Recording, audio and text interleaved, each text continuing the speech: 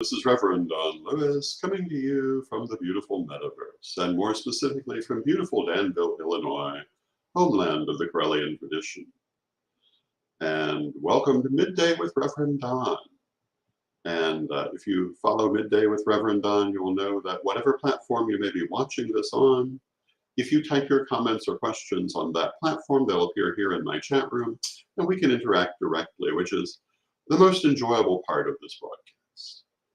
So hello, everyone. And for those of us in the United States, today is July 4th, Independence Day, marks the founding of the nation. So happy July 4th. Of course, not all of our viewers are in the United States, but for those who are here, I hope you're enjoying your holiday. And hello to Michael in the chat room. Good to see you, Michael. And today is a day that's widely held to celebrate ideas of freedom and liberty, which, as a nation, we have tried to strive for throughout our history. I think that's one way to put it. And hello to Mary in the chat room. Good to see you, Mary. Certainly, we have had an imperfect record, but I think the desire to strive for greater perfection in these matters has always been present in at least part of our population. Hello to Janet in the chat room. Good to see you. Hello to Raven in the chat room. Good to see you, Raven. And yesterday, if you remember, I was talking about an issue that is directly relevant to this.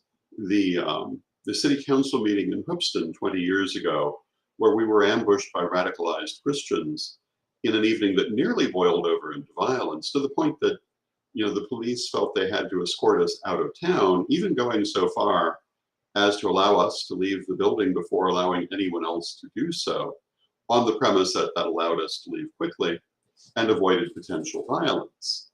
So when we talk about freedom, when we talk about liberty, there are many people in this country for whom this is not a done deal.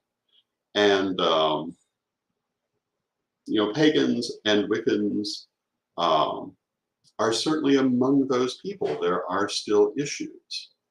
I was asked if I felt we had come forward or backward since that time. I think that both of these are true.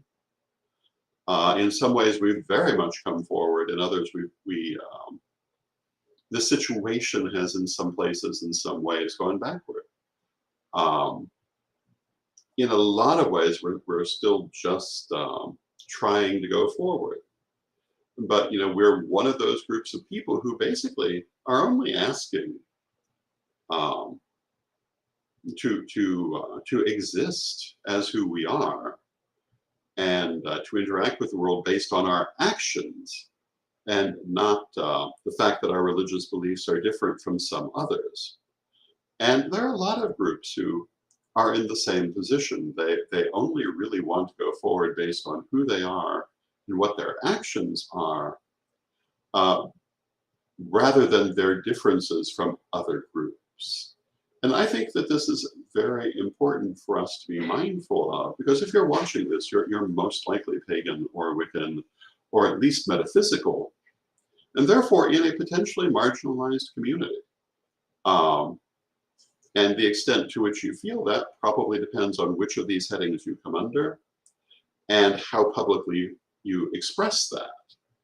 But it is something important to remember. Normally on this day, I'd be wearing the Order of the Pentacle. It, however, has not been unpacked yet. But this is the order that was given by the Order of the Pentacle. That they have given this decoration to pagan military veterans, and also people who took part in the fight, to win for them the right to have a pentagram on their tombstone. And I and the church that I headed were involved in that fight, and did do a lot in it. Selena Fox and Pete Pathfinder Davis led the fight, but we were there and we did some significant things. But this speaks to the fact that, yes, we are still marginalized, even though we were a fully recognized religion to the extent that the US recognizes religions, and yet still discrimination from our government. Other groups, far more marginal in terms of numbers, had no difficulty getting their symbols on their military gravestones. It took us 11 years from the first application that I know of. And it was later admitted it was purely religious prejudice that held it back. And we must be aware that we still face this, and we must still work to overcome it. We must be mindful of this, whether we like to be or not. And people in marginalized communities often resent the fact that they have to consider things like how people react to them in a different way than others do. But it simply is a practical truth. We have to consider our image. We have to consider how people react to us. We have to consider a lot of details that someone more mainstream, for want of a better way to put it, would not have to consider. And I mentioned yesterday, in that city council meeting, one of the things that happened was that one of the radicalized Christians, who was not, I believe, from that actual community, but had been bussed in, pointed out that they were certain that, yes, we practice black magic because they'd seen people online talking about putting love spells on people and other things, because we had specifically used that example as something we would not approve of. And, I had to admit, to myself at least, that yes, it was true. He certainly would have seen that online. I had seen it online, being indulged in by people who were not considering how that would be responded to. And yeah, there's a level where maybe we ought not have to think about such things, but if we don't think about it, we'll have to deal with it. And this is true in all aspects of our representation. I always say that if we don't like how we're being represented, we must represent ourselves. But that comes with a lot of things, and how we represent ourselves is a daily thing. And so many different things are encompassed within that. And hello to Deb in the chat room. Good to see you, Deb. And it really is something that we all have to handle in our own way. We all have our own path. One of the things I talk about, though, quite often is interfaith language, that you can make far more inroads with a person who perhaps has no knowledge of what paganism is, or what Wicca or Correllianism are, by using language and forms that they're familiar with to introduce them, than by insisting that they immediately accept unfamiliar terms that we would commonly use. And hello to Renee in the chat room. Good to see you, Renee. An example of that is talking about deity, as opposed to always using the phrase goddess and God, or whatever you might use, but in an interfaith situation or working with someone who does not know anything about what you're talking about, using the undifferentiated term deity or even spirit can be helpful in having that initial conversation. Talking about services rather than ritual can be helpful in that initial conversation, because they know what that is, and they don't have preconceived negative ideas about it. Walking around whatever preconceptions they may have can be important in initial conversations. And too often we don't think about this.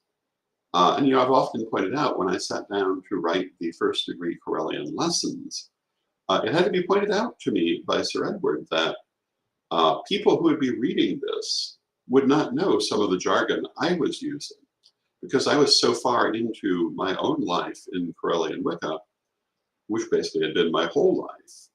And my priesthood at that point was just under 20 years, that, it was second nature to me to use these specialized terms and not think of explaining them. but someone who had never heard them wouldn't know what I was saying. And so I went back and changed those things. And this was very important. It's one of the things that, in retrospect, I'm most proud of with those lessons, that they're accessible to people who have no background, who might not have the range of vocabulary that I have. I rephrased it to make it accessible to a much wider group of people, as wide as I could make it. And I think that this is important. It's also important when we first interact with people who don't know us. When we make ourselves accessible to them, when we make ourselves likable to them, as opposed to immediately throwing up walls, I think we do much better in the long term. I mean, we all know the person who has to tell you they're a witch in the first five minutes of talking to them, which depending on how you broach the subject is, can be taken in different ways, but it's most likely going to throw up a wall to the people you're talking to if they don't have the background. I think it's much better to come in that accessible way that they can understand, and move them to the point that they see that you're not talking about something bad. You're talking about something good.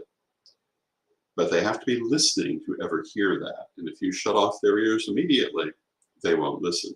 Hello to Ravenwolf in the chat room. Good to see you, Ravenwolf. And, it's always wonderful to see everyone in the chat room. And I love it when you say hello. And I love to know you're here. Years ago, I did podcasting. And I did the Pagan Pundit Show. I did the Corellian Family Hour. And often I had less knowledge of who was watching. And hello to Bigfoot Eats in the chat room. I love that name. And hello to Brenda in the chat room. But I have to say, it is very, very much appreciated to know you're here and that I'm not just talking to the ether. I would still do that, and I realize these are recorded programs. People will watch them later. But it's nice to know that we're actually having live interaction. Hello to Mary Hawk in the chat room. Hello to Diane in the chat room.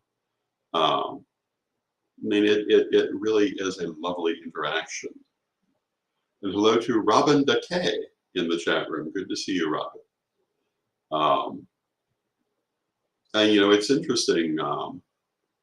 I was surprised how few fireworks there were last night. There were plenty. In fact, there were a few going off a few moments ago, you may have heard. But compared to what I would have expected in Jacksonville, absolutely much less.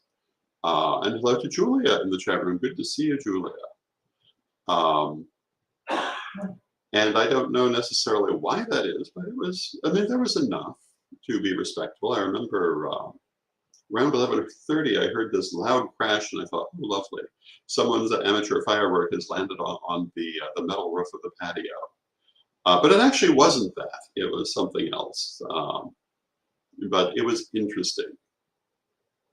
And hello to Kim in the chat room. Good to see you, Kim. And Kim says, Kim is here in Danville. She has been the maiden priestess of Pure Sanctuary Temple in past years, and she says that lots of the fireworks have been postponed for 2 weeks, which I didn't realize. That would explain a lot. And Brenda says there's a big show in Champaign tonight. Mary from Florida says we need our fix because our power is out. And so that's one reason people are using their fireworks. So yeah, I guess that does explain a lot, and I can certainly see why some would be postponed. There are a number of possible reasons: the smoke coming down from Canada, the power outages, which for some are still ongoing, I should say. So that's good to know. When I was a child, we had a family custom. We would do some amateur fireworks in the backyard, and then we'd go down to the Gao Grotto, which is the local country club that was founded in the 1920s, and which, interestingly enough, my grandparents were charter members of.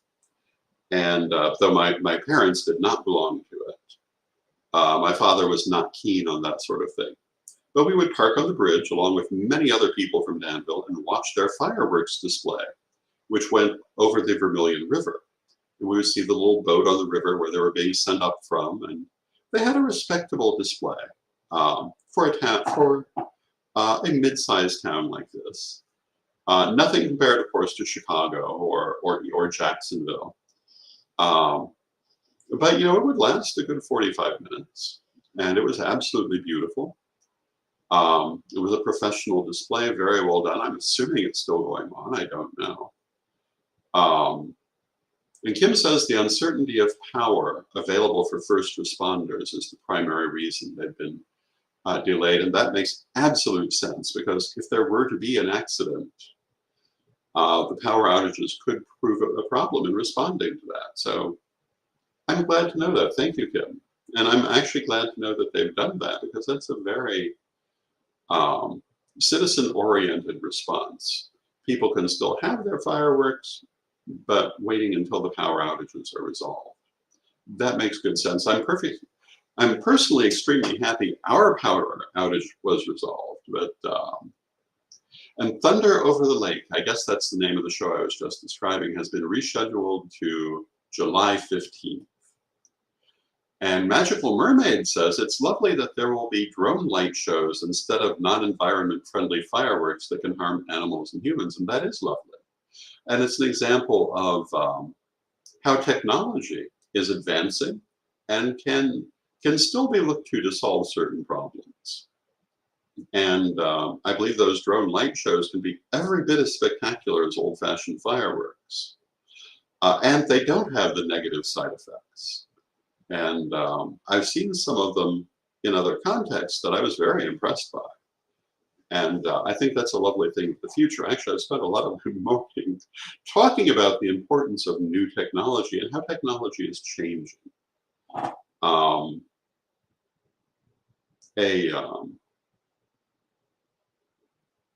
An important event in my life recently hinged apparently on that change in technology, and it should be obvious to anyone looking that advances in AI technology and other things are totally changing what we can expect technology to be like in the future.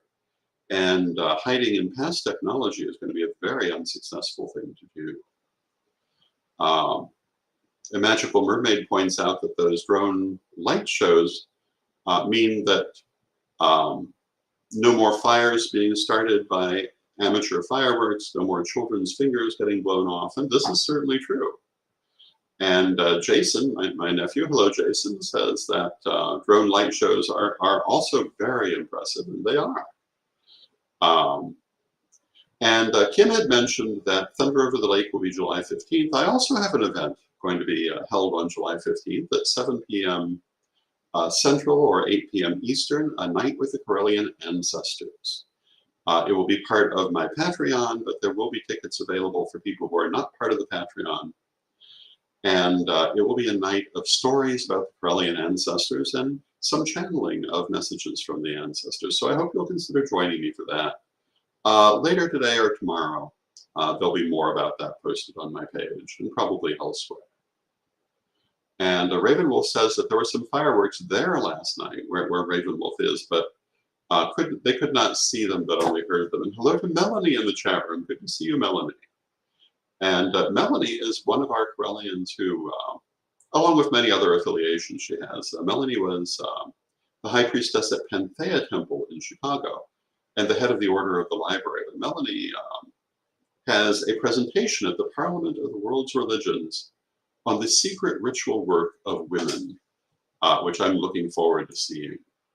And that will be Thursday of that week.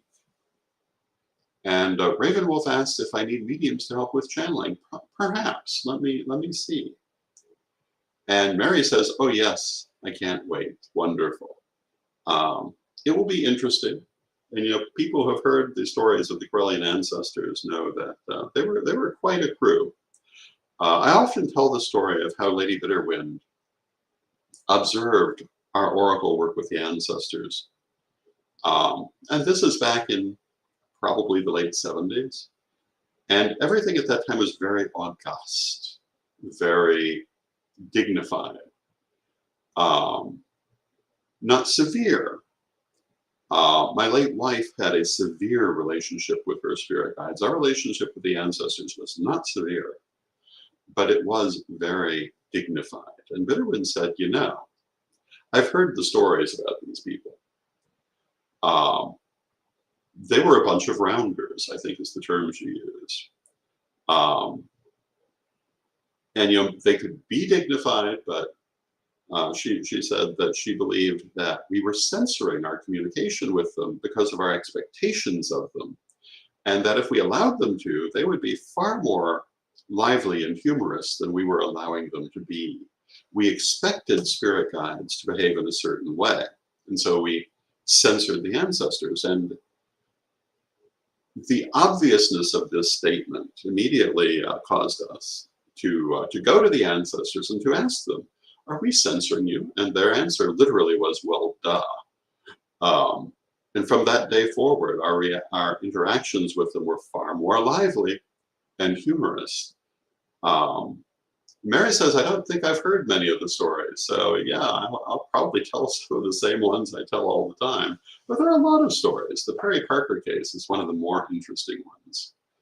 Um, it involves my mother and grandmother hiding behind trash cans to avoid reporters, something my mother remembered her whole life. And also showed up in the commercial news, the newspaper here in Danville. One of the things I'm hoping to do is to get a library card in the near future, so I can go down to the library, which has the commercial news morgues, and get the newspaper stories on many of these things, and put them up on my page. Because I know there are newspaper stories of, for example, the Perry Parker case. I've read them. My grandmother had kept the clippings, though I no longer have them, but there was story after story after story. I mean, it kept this town in rapt attention for a couple of weeks at least, before they finally decided, yes, the poor man had committed suicide. And Kim says, Lady Bitterwind lived outside the box. I love the way she laughed at tradition and paved her own way, and that perfectly describes Lady Bitterwind. Her first affiliation was Discordianism, and then Corellianism, and you know that's a streak through the Corellian tradition. That's true for Sir Edward as well. But if you look at the High Corel family, we've always kind of had that chaotic streak. Brenda says she'd love to hear more about the story. So we'll probably talk about the Great Federal Shootout. We'll talk about the unfortunate lynching. We'll probably talk about Great Uncle George, although I think I talked about him just yesterday, probably. Certainly recently. And then there are other things that are more obscure. One of my favorite stories is the story of my mother and the knocking cabinet. We might talk a bit about the Spiritualist Church and also the Universalist Church.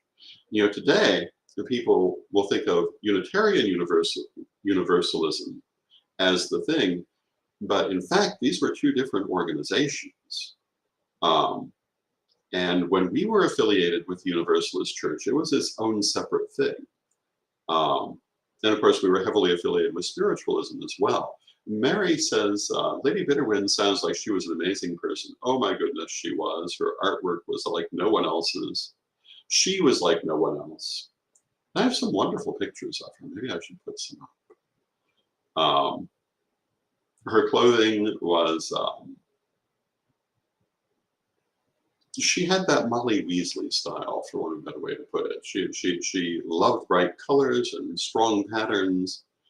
And she wasn't really concerned with what anyone else thought of what she chose to wear, or much of anything else. She lived what made her happy. One of the people I follow on Instagram is David Ross Lawn, I believe, who's very big on wearing what makes you happy. What makes him happy are kind of romantic 1970s dresses. And, you know, more power to him. And Kim says her laugh was close to a cackle without actually trying, and she's right, it was. Jason says, you never knew what she was going to say. That's true. That's very true. And Ravenwolf says, I'm still getting used to my whole wardrobe change. I'm sure you are. And, wear what makes you happy. That's what I've always done. Right now I'm not doing the ties. We'll see if I go back to them. But everyone who's follows my work knows that I have always affected a certain style, usually defined by suits and ties, and jewelry. And I never really worried about what anyone else thought. I wore this because I wanted to wear it. And to a certain extent, I worried about what my mother thought in spirit, because some of this did have to do with her preferences and my grandparents' preferences. But styles change. I've chosen to retain a certain look because it's my preference. And Mary asks, where is the pentacle of wrap? And it's right here, because I was wearing it yesterday. Oh, there it is. Yeah, the wrap star pentacle. And Ravenwolf asks, do I think there's a type of mysticism with the clothes we desire or wear? And my answer is yes, I do think that. I think that clothes are very metaphysical, which is one of the reasons that I would never just throw something on and not think about it. Unless maybe it were an emergency. And Mary says, laugh out loud, that's awesome. And Mary Hawk says that. Mary Cavalcante says, I love the color blue on you. Thank you. This shirt is a gift from my niece, Lori Blackman. And I do love this color. And Jason says, because in public, you're always on stage. And yes, that is true. I've always looked at it that way. I was raised from childhood to look at it that way. And I mean, there are pictures of me in suits and ties as a child, but that's not what I wore for every day as a child. But my mother was always concerned, until I started dressing myself, at which point I was concerned that the colors go together, that things have been put together with thought. And I was raised with that concept from the very first time I was allowed to dress myself. Or participate in that process, that you consider how you look. You consider what flatters you, what looks good with your particular figure. I have a particular figure, it's round. So I'm very concerned with vertical line, although it's not round like it used to be. I am now in the 230s, which is a weight I've never been at as an adult. In fact, not even as a teenager. I have to go back to preteen years to be that way, which makes it a very new experience for me. And the biggest thing I've noticed is how messed up my back is, because I can actually feel my backbone now. Ravenwolf says, you look great, Lord Don. Thank you, Ravenwolf. And Kimberly says, clothing gives us both protection and confidence, and this is 100% true. And Brenda says, first impressions are always lasting. That's 100% true, too. We're going to talk for a moment about the metaphysics of clothing. And we're almost at the end of our half hour, so I'm not going to detain you by going into a long talk about it. But things like color have a metaphysical significance, and when you wear them, they influence you. Blue is very good, for example, for receptivity and communication. Red is good for vitality. Jewelry, when it has metaphysical significance, this is a sun and moon combination, which references the Corellian first priesthood. I am first priest retired in office, because it is a life office that cannot be given up. But you can retire from the daily routine, which is what I did. You can never retire as first priesthood. It's always there. In fact, throughout my entire period of the last, I don't know how many years, every week I would spend a half hour talking with both Lady Crystal and Lady Stephanie separately for half an hour a week, every week. Because simply because she was retired in office did not mean Lady Crystal was not first priestess still and needed to be kept informed and consulted. And I certainly did. But how you choose colors, how you put them together, these things do affect your energy. And as Kim was saying, clothing also can give confidence. And, I'll tell you, when I was a teenager, when I put on my suit and tie, or my suit, I didn't always wear a tie then because it was the 1970s, but I did love the suit jackets. And I wore ties for the more formal occasions. I felt like I was wearing armor, that I could go into any situation much more effectively than when I was not dressed that way. Maggie, hello Maggie in the chat room. Good to see you, Maggie. And Maggie says, my permanent impression is how you carry yourself, Lord Don. And clothes come secondary. And thank you, Maggie. I'd like to think I carry myself well. And yes, but I think we're always a total impression.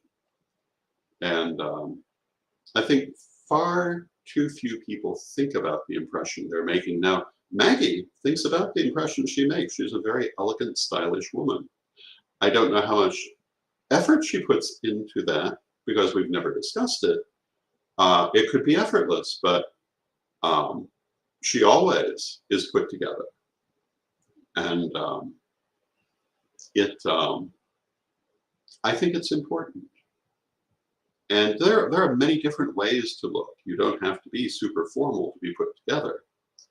But some people are certainly more mindful of this than others. And I think it does affect, particularly if you're dealing with like a government body, it affects how you're received. I've told the Pete Pathfinder story many times and quoted Starhawk in saying that if you're going to talk to a government body, that's when men should put on their suits and women should put on their pearls.